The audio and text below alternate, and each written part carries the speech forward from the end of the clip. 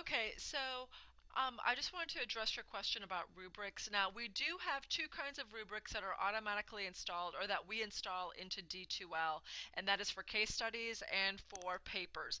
And that's just because we have so many of those being used from class to class that we actually have gone through and actually created those rubrics. With the LP seminars, because those differ from class to class, because each instructor makes up their own assessments, there's no standard rubric, and I'll show you the best way to do that. But I first want to address the two assignments or two kinds of assignments that have rubrics: case studies and papers. So in your class, LP 5.2, the last paper in the class, when you go to grade that paper, and this is an old LP. This is like the spring LP. Sorry, the spring accounting class. So let's say I'm going to grade someone's paper. So this would actually say something else. I forget what it says, assess or something like that. You'll find the rubric on the right-hand side of your screen. If you see the word evaluation and there's a clickable link, that's your rubric. So you can click on that, and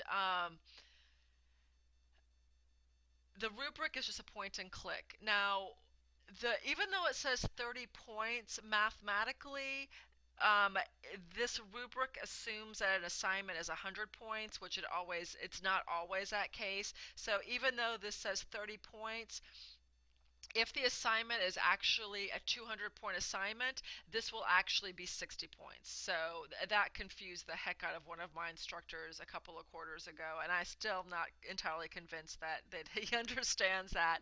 But it's not. It's 30 points out of 100, or 30% out of a 100-point assignment.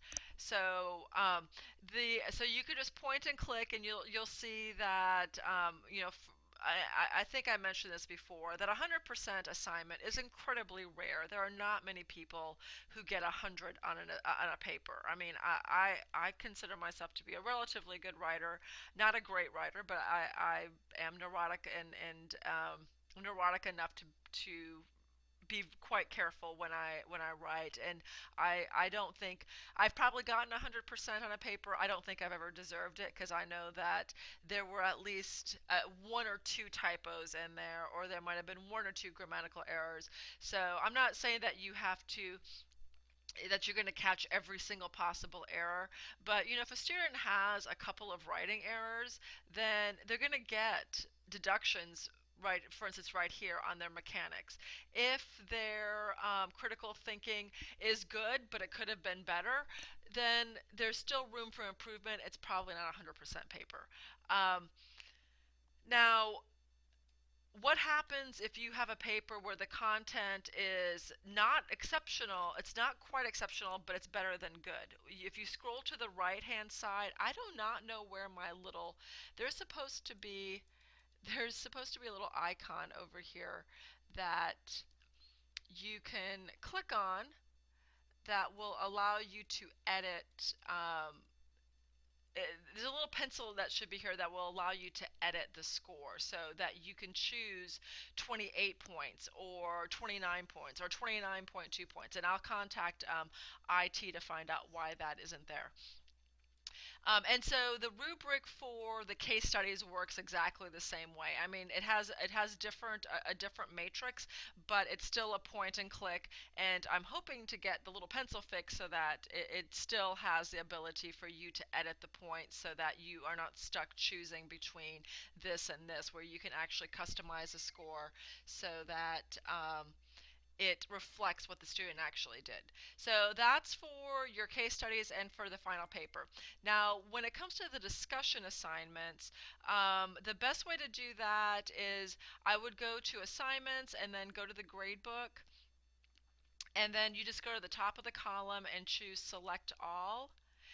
And anybody who's got bubbles next to their names has submitted a discussion assignment, so you can just click on that, and that will open up a window that shows you all of their posts. It tells you how many times they posted, and then it shows you all of the posts. So a couple of things you'll want to look for is, I mean, besides content, is you'll want to look at the date of their main post, which is almost always the top post, to make sure that they're within that they posted that main post within the first 7 days. Um, the exception would be LP1 because week one is ad drop week, so you'd want to be flexible with those deadlines. I would say that as long as they post within the first 10 days, I would count it as being on time. And then you want to look at the dates of the other posts to make sure they're not posting everything on the same day. Now, this student did post everything on the same day. No, she posted on 2 different days.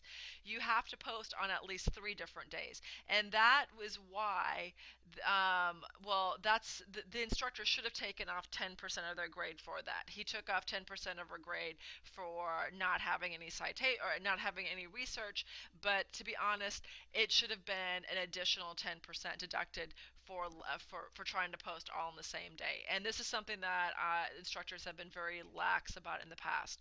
So I created a little rubric in Word using a table, and these feedback windows will accept those very easily.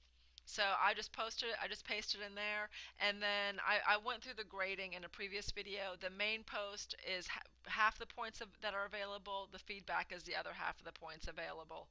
Um, and so I just made it this way so that I made my rubric this way so I can just go through, and I like to just, yes, yes, um, and then number of sent point, 4, post on 2 different days, because I feel like, at least for me, it helps me grade more accurately, and I think that it gives the students, once they get used to the way the rubric looks, I think it gives them a lot of information or explains their grade rather than me having to type everything out. And then there's a little comment window here if you want, particularly in these first couple of learning plans, you might want to reiterate the fact that you need to post on 3 different days, or your post needs to include research. So this was actually a no. So in this case, I might say something like needs supporting research, need to post on at least 3 different days. So, and then I would do a similar thing for the LP assessment. I would just, you've already created your rubric.